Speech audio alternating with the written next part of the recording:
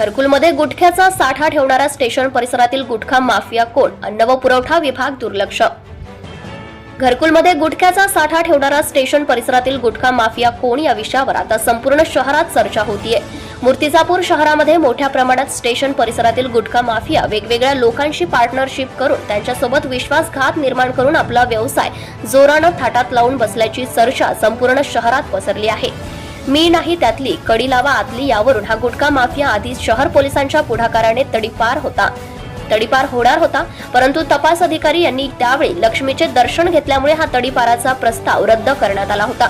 गुटखा mafia और मोठ्या प्रमाणात गुन्हे असूनही आतापर्यंत तडीपार प्रस्ताव सुद्धा तयार करण्यात आलेला नाही. यावर पोलिसांनी विशेष लक्ष देऊन पुन्हा प्रस्ताव तयार करावा अशी मागणी शहरातील प्रतिष्ठित नागरिकांनी केली आहे.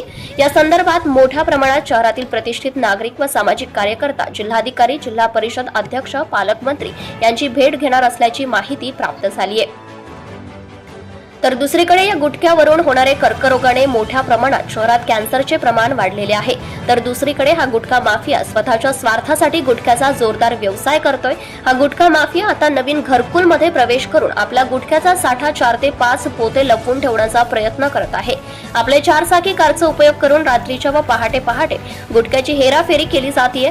पोलिसांना सुद्धा या संदर्भात काही माहिती नसून पोलिसांनी याकडे विशेष लक्ष देणे गरजेचे आहे. सदर गुटखा माफिया हा राजकीय आधार सुद्धा घेत आहे. सत्यशोधक न्यूज चॅनल साठी मूर्तिजापूर तालुका प्रतिनिधी मोहम्मद रिजवान सिद्दीकी.